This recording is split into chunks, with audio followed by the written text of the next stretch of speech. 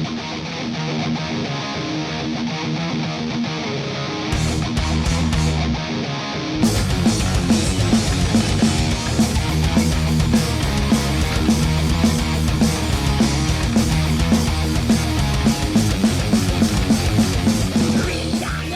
up, everybody? My name is Scott Waters, and welcome to Live to Metal. Got a few minutes to myself this afternoon. Family's all off doing things, and here by myself, so I thought I'd shoot a video real quick and just show some stuff that I've been spinning. All vinyl, this one. I'm going to do another one of CDs in the car in the near future. Got some new CDs, been pulling some old CDs, and same thing with vinyl. Got a few things in here.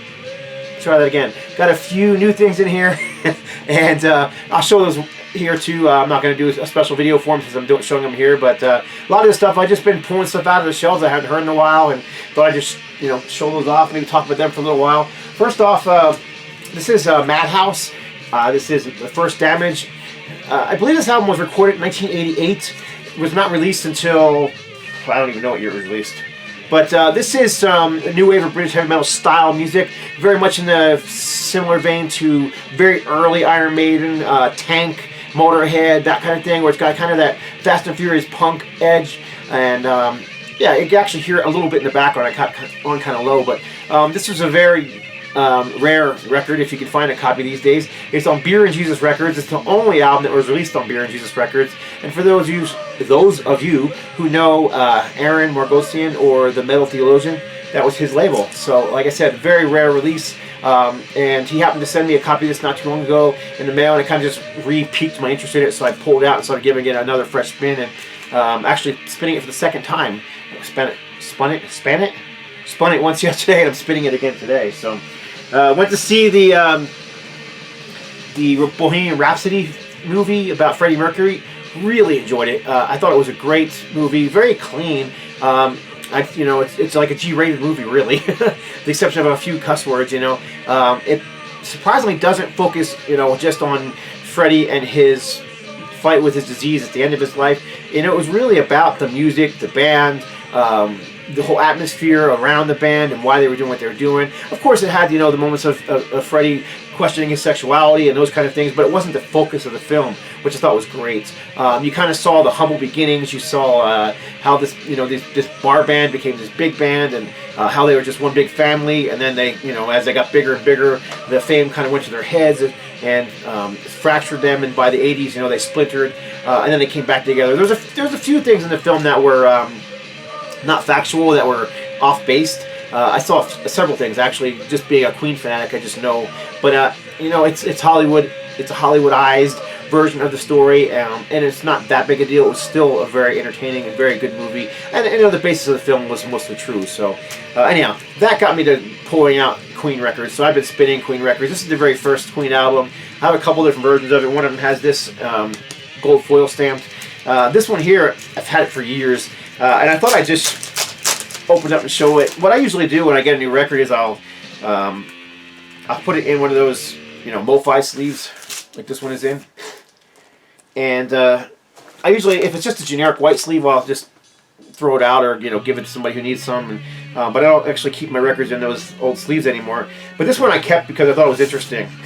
So here's the original white generic sleeve, but on it, it says, you can read it here. It says, Queen Run from Mom for Good Report Card. 10th week, 94.5 honor roll, 1980, December 8th grade. I thought that was pretty cool. I don't know who this belonged to. There's no name on it, but somebody who was in 8th grade earned this in 1980, and that's very cool. So it'll forever be with the record. I just thought that was cool. I've got other records that like that, where I found odd stuff in there. Hello, Roxy. You come to see me? Come here, Roxy. Come on. Might as well be part of the video too. Hi. Roxy's here. You guys probably haven't seen Roxy since she was a puppy. She just happened to walk in the room right now. So this is Roxy. Hello, Roxy. Oh, thank you. I love you.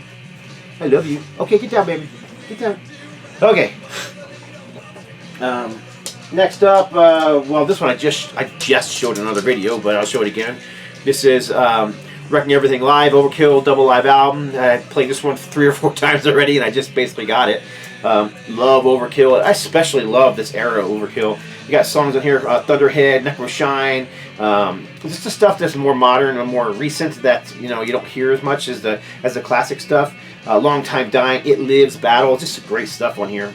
You got some old stuff too. In Union We Stand, Overkill, Years of Decay, Night of the Cross, songs like that. So it's a cool double live album. I've seen them a couple times, and they're always great in concert. So I won't dwell on that one too much, since I've basically, basically just showed that in another video. But another Queen, Night at the Opera. This album was a big focus in the film, big turning point in the band's career. They had hits before this one, but it's just focuses on the song Bohemian Rhapsody, which obviously is the name of the movie, and I don't know how true all that is, but just how the band wanted it to be the single, and the record company did not, and they fought over it. I can't remember what song they wanted to be the single, and maybe it was, I don't remember. Was it Love of My Life? Let's see here. I think they wanted Love of My Life to be the single, and all the band wanted, according to the movie, wanted Bohemian Rhapsody to be the single, and they were just like, no station's going to play a 6-minute song, and I don't want to spoil the movie, but it's just got me re-piqued my interest in Queen, and I really enjoyed these albums again. It was like rediscovering them after seeing some of the stuff in the film. So great album, Gatefold. This is an original pressing. I've had this one forever. Of course, I showed this one too not too long ago. This new Ace Frehley, guaranteed to be in my top 30 of the year. It's just standard Ace. I mean, if you like Ace, if you like his sound, there's nothing different here. Ace is Ace. He does what he likes, and that's just straight up heavy rock and roll. That's what he does. Kind of a short album, 8 songs, one cover song, I think. Yeah, 1 cover song, 1 instrumental, and then a bunch of originals. So very cool. I like Ace. Like this album a lot, so I've been spinning it quite a bit. A little more prog rock. This was post Peter Gabriel Genesis, Phil Collins vocals. Steve Hackett was still in the band here, and this copy is actually signed by Steve Hackett up here in the corner. This is a brand new 180 gram pressing. Man, this thing sounds fantastic, and I've listened to this thing like 3 or 4 times since receiving it a few weeks ago. I love this album to begin with, but it's funny, getting a new version of it. It's just like rediscovering an old friend, and it's awesome. I couldn't stop listening to it. So, in my playlist. UK thrash band, Seventh Angel. I just happened to pull this one out. Hadn't heard it in a while. Love this album. Love the artwork. This is a reissue from this year on Retroactive Records. Cover art, of course, by the awesome Rodney Matthews. And it's the back cover. And I actually did the layout for this one and was able to speak online with Rodney Matthews for a short time, who actually hooked me up with a scan of the original artwork. So this one actually is cleaner and better than the original pressing that came out in 1990, I believe it was. Hello, Roxy. Everybody hears you. Yes, we hear you. We're home by ourselves, so of course Roxy is going to be in here and let me know that she doesn't want to be here by herself. So, anyhow, like I said, just great UK thrash metal. If you don't have this yet, it's a limited pressing. All of them are on the orange and red splatter vinyl. You can pick it up at Boone's Overstock if you're interested in grabbing this one. There's not a lot left, but he still does have some. I also think that Christian Metal Distro has them. They are a Christian band, at least they were then. So, one of my favorite Canadian guitarists, Pat Travers, Heat in the Street. Such a great heavy rock record from him. Just pure guitar awesomeness. I love this album, I think back in the 1978 Canada video I did, this was my #1 album, even over top of bands like Rush and stuff. I just love this album. It's so heavy, especially the first side. You got, they showed a Hammerhead, you got the title track, Heat in the Street, which is just great guitar heavy, and then there's a song, I love Killer Instinct. It's one of my favorite songs by Pat Travers, so just a great record. And the band on here, it's like, you got Mars Crawling on here, who of course passed away not too long ago. And a drummer who's been in probably just about every band ever. There's what's his dang name? I forgot his name. I hate that. Now I gotta look. Played in Ted Nugent, played in Whitesnake, played in Ozzy Osbourne, and I still can't remember his name. It's driving me crazy.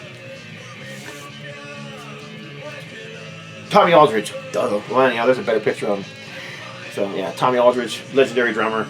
And of course, Pat Farrell as well, who was the second guitar player in the Pat Travers band through most of the 70s, if not, might have been all the 70s. And I think he left before Black Pearl came out, and that was in the early 80s. Let's see what else we got in here. Oh, lots of stuff in here. Yeah, I'm gonna keep this one short, so I'm not gonna show everything. We'll just show as much as I can. Alright, this is a new pickup. No, it's not. Hang on a second. Alright. KREATOR, German thrash band. This is one of their more recent records. Hordes of Chaos. Don't remember the year on this one. 2008, was it?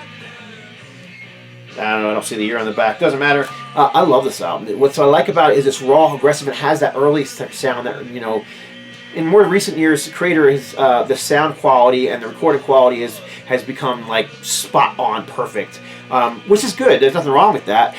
But they had a rawness to the old school sound that they no longer have. You know, they gave it kind of a different vibe or quality. That kind of raw recording, it added to their appeal to me. And I think this album has that appeal. And the reason for that is because this album was actually recorded live in the studio. All new songs, but just very good stuff from KREATOR. Raw, aggressive, thrash metal, speed metal, whatever you want to call it. Hordes of Chaos.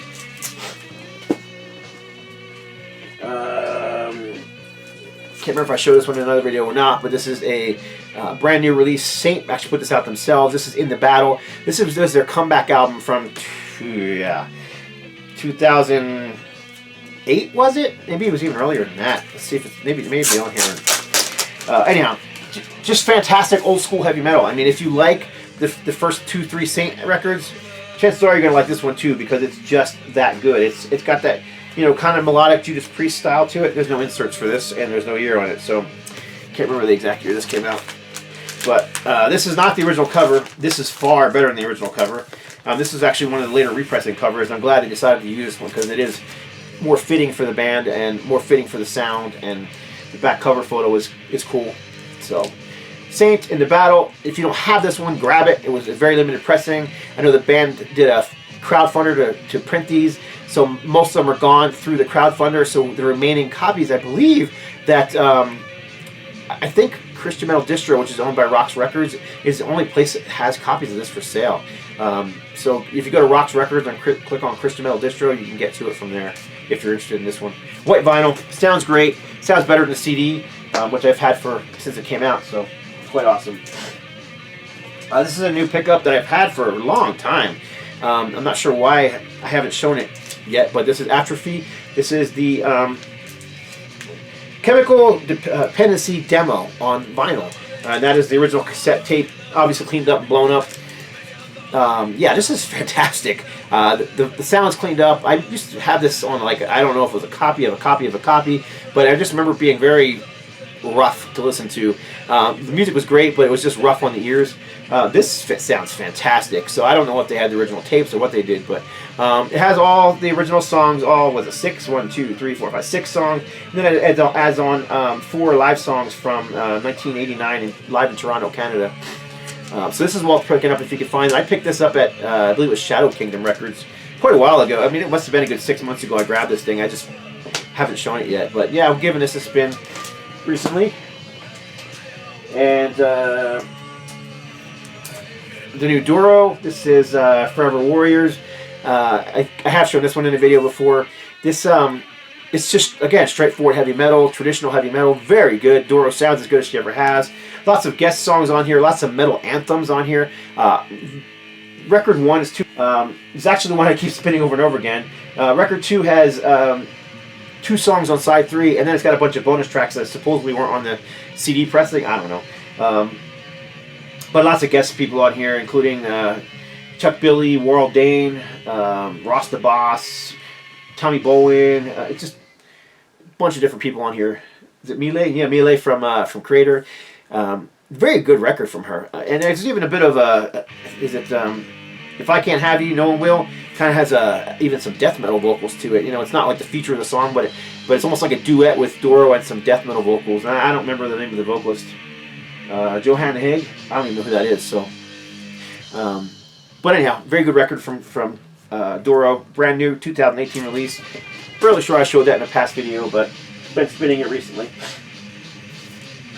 Yes, fantastic live album. Just got into this live album mood and started pulling out all these different live albums to listen to, and This is one of the ones I pulled out. The Eagle Has Landed Live, one of my favorite live albums since I was literally a kid.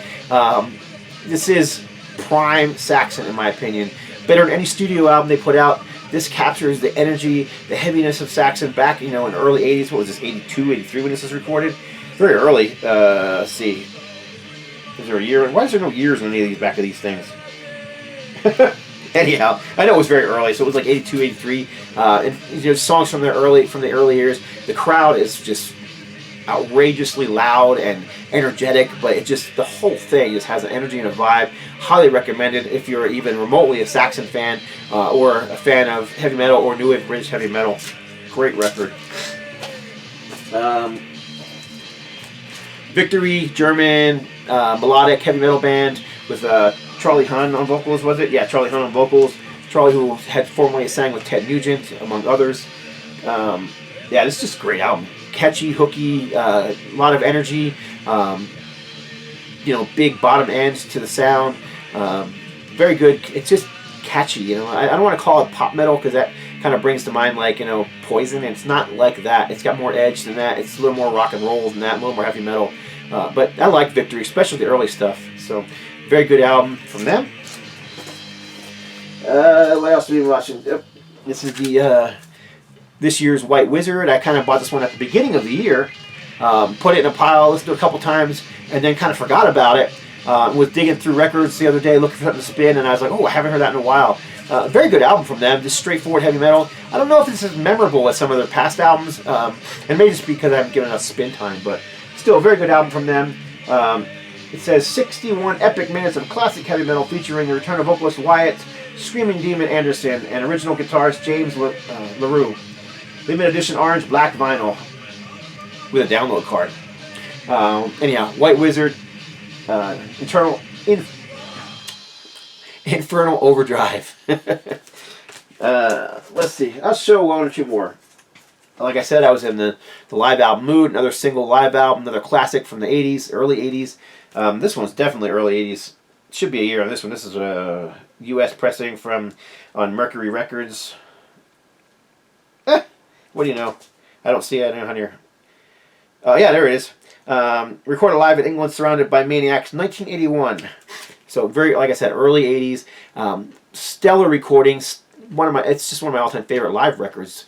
I was thinking about actually doing a video, just favorite single live records, because there's a lot of great double live records, but there's a lot of great single live records too, and the Saxon happens to be two of them. Absolutely love it. Great photo on the front.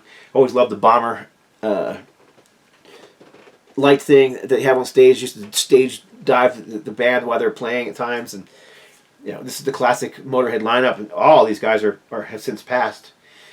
Fast Eddie Clark, Mark, I almost said Mark the Animal Mendoza, because they both call it Animal on drums, and of course Lemmy, Ian Kilmister. Just a fantastic record, live record from those guys. Let's see, one more, because my record's done, so I need to get up and turn it over. Yeah, this is a brand new album. This is a brand new pickup, so this is a rock metal update. This is the brand new Cauldron, New Gods. I have no idea what that thing on the front is. I have no idea what that melted thing in the back is. I don't know, have any idea what the whole New Gods thing is even about, because there's not a song on here to explain that. So, I don't know, maybe the New Metal Gods, you know, who knows. But anyhow, and these guys are one of the well-known bands as a new wave of traditional heavy metal, if you can still call it that. But a solid album from Cauldron. I snagged it as soon as it came out, because the last album I waited, and then it was a pain in the neck to find on vinyl. So I grabbed this one right away, and I'm really impressed with it. Kind of hard to say if I like this one better than the White Wizard, because they're both, I played them both about the same time, just because I was in that kind of mood for some new traditional metal stuff, and both are fantastic. I think I might like the Cauldron a little better. It's just a little more memorable to me, but like I said, both very good. So yeah, I'm just gonna cut it here. That's enough. That's just some stuff I've been spinning on vinyl in my room while I'm working and doing my thing. So hope you enjoyed this video. Once again, I appreciate you all watching and love talking to you guys. So go ahead and leave comments below, because I always respond, even if it's just a thank you for watching. That's it. God bless. Stay strong.